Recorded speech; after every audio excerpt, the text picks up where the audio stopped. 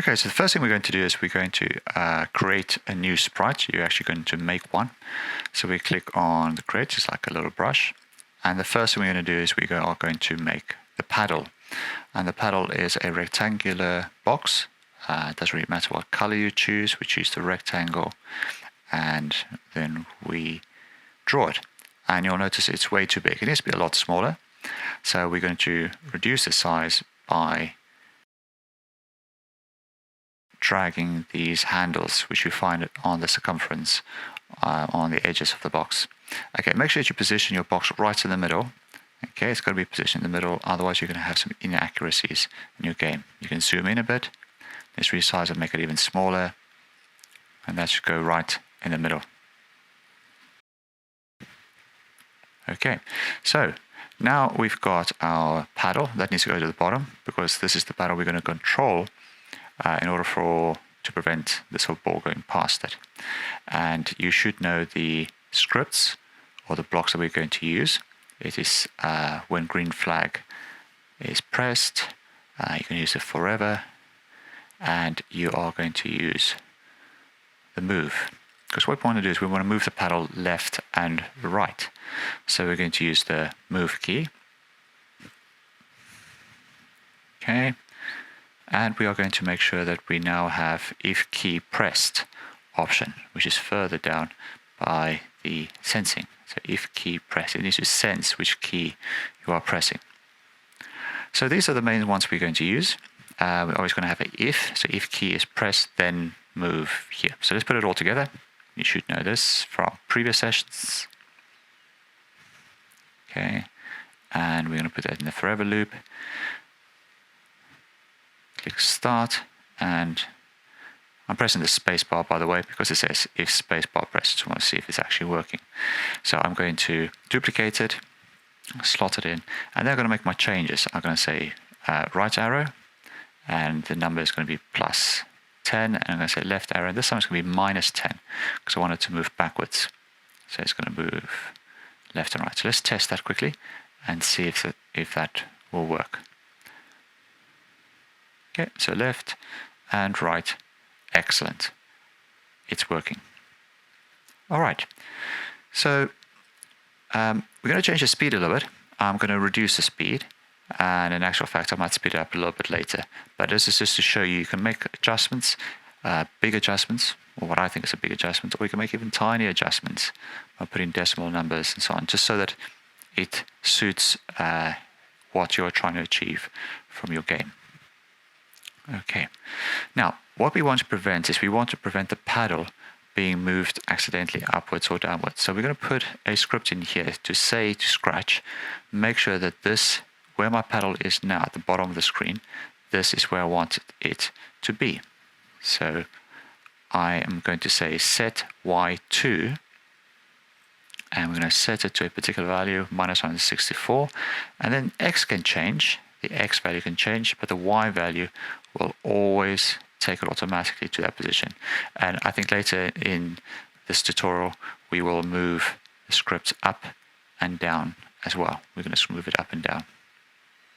Okay, so next stage, or the next step, is to create the ball. Same process, we select the circle, choose your color, and actually we're going to change the color later, depending on the color of your background, but you can choose a color to start with, and we are going to select it. And again, I think it's a bit big, so we're going to make it smaller, make sure it's a circle, and we're going to reposition it right in the middle. Make sure it's right in the middle. So zoom in if you need to, control button, and use your mouse rollerball, and that will help you to zoom in and out, or you can zoom in on the right hand side.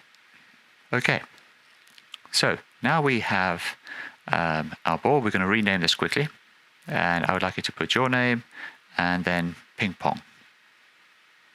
Okay, I'm going to put ping pong 1 because we're going to create different ones. We're just going to start off by creating a quite nice and simple one that works.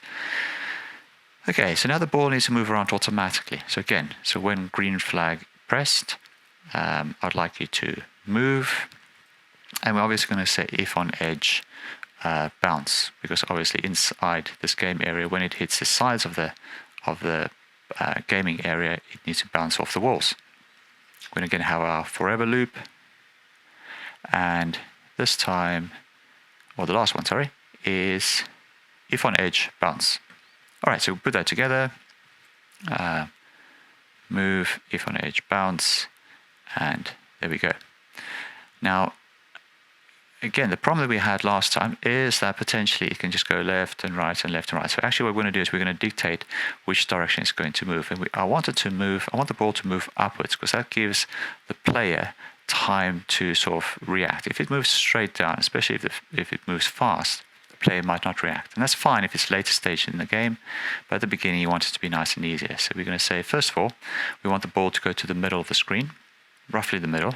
I think maybe slightly higher up, but in terms of x is going to be 0. And the y value, we're going to make it 0, just to see where the middle is. And there's the middle of the screen, but we're going to make it move up a little bit higher. And we can check the height by actually moving the ball upwards if we want. But anyway, we can just choose a number, and 40 seems good. So 0 and 40. And what we're going to say this time is the ball has to move upwards. So we're going to say point and direction. Okay. And when we say point and direction, we can choose which direction the ball has to point before it starts moving. And we can choose a number. Now the problem here is we can only choose one number. So we can choose like the number 45. And we can test that. And you will see it will always go at a 45-degree angle. So quite predictable. It will always go to 45-degree angle. So what we'd like to introduce into the game is actually that it chooses a direction to go into, but a random direction. Okay, a random. So this is a new block that we're going to use. And the new block is going to say point and direction.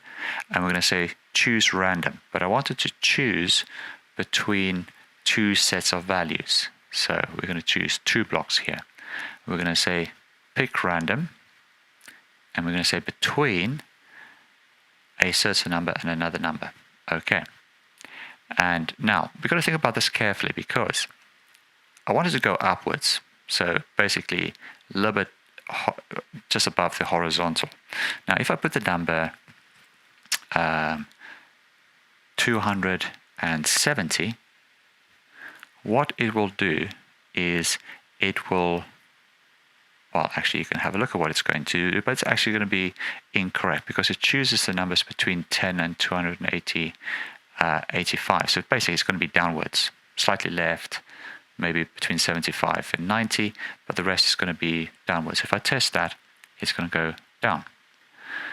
So what I actually need to do is I need to say to Scratch, okay, I need to change this. We're going to say it minus 75, because minus 75 is if you go from 0 and you go left, it's just above the 270-degree angle. So minus 75 and plus 75.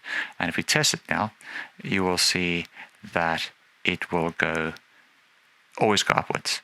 Doesn't matter which one I press. So it chooses a position on the screen where it starts, and then chooses a random direction upwards for it to move. Okay, so that seems to be working. Brilliant. So now we've got the paddle moving left and right, and we've got the ball moving around randomly. So what we need to create now is we need to create an area underneath the paddle. Basically, when the ball is moving and it touches the paddle, it moves away from the paddle. So there's a couple of scripts that we need to include into this set of instructions, and that is the if. And we're going to say, okay, suppose we're going to say is if you touch this paddle. Now it's not going to bounce from the paddle. It's not going to bounce off the paddle. And to be honest, if you can find a way for it to bounce off the paddle and to bounce in a normal sort of fashion, what you would expect sort of a ball to follow sort of physics in terms of the angles and everything else, please let me know. But basically what we're going to say is when you touch the paddle, I would like you to point upwards and then move away from the paddle. Okay? So the ball, when it hits the paddle like that, it doesn't create these angles, unfortunately. And again, if you can find a way to do that, then let me know. But basically, I'm just going to get it to move away from the paddle, and sometimes it's going to look quite strange. So we're going to slot that in, and we're going to say, and again, we want it to point upwards. We obviously want to point it down. So when it hits the paddle, it's going to go up. We're going to say about minus 80 to about 80. Okay, and we're going to say sprite 1. I'm going to change the sprite.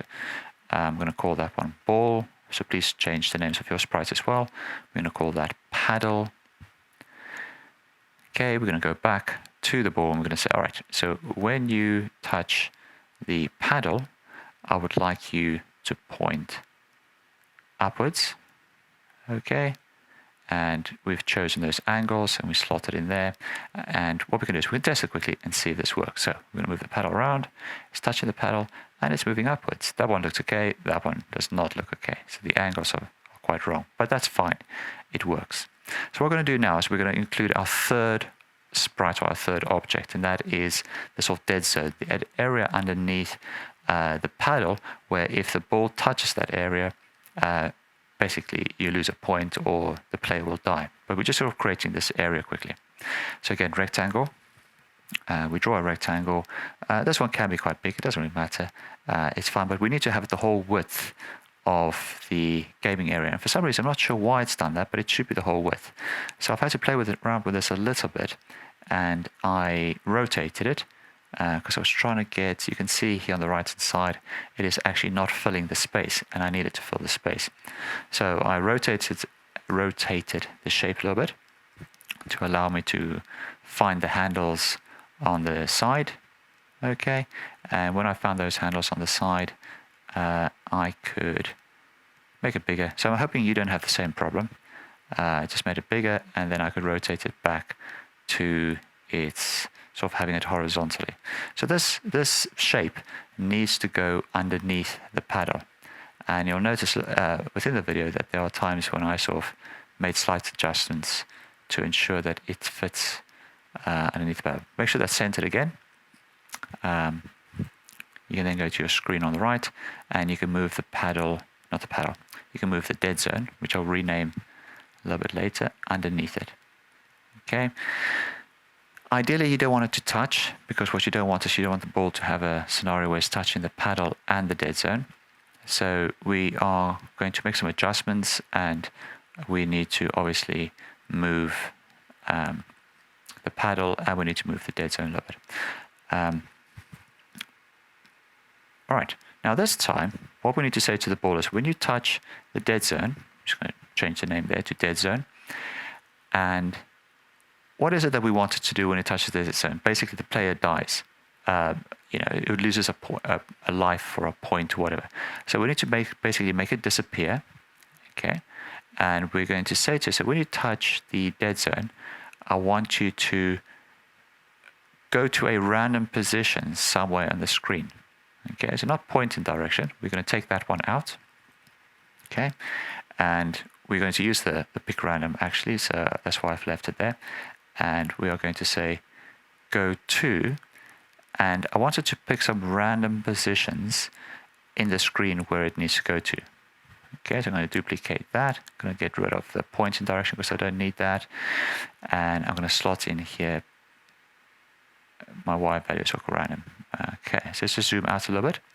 And basically what we want is we wanted to pick a position randomly on the screen, somewhere in an area which is sort of above the paddle again, not making it too difficult, but it needs to be above the paddle, so not too close to it. And we're going to say for X, it can be anywhere for sort of minus 231. You can see the sort of coordinate at the bottom. And we're going to move the ball around and we can see what the values are. You can see the values here at the bottom, and you can just copy those values. And we're going to say for the Y values, it needs to be above this point. So we're going to say Y value is going to be minus 159 and plus 59. So we're just going to change that a little bit for our Y values. Okay. For some reason I didn't change it, but anyway, because those two values should be the same. All right. Okay. So what we're going to do now is we're going to move on, sort of adjusting, making some adjustments with the dead zone and the paddle. Paddle slightly up, dead zone slightly down. You don't want it too low down, you don't want it too high up. And it's just making those adjustments to make sure that it fits. All right.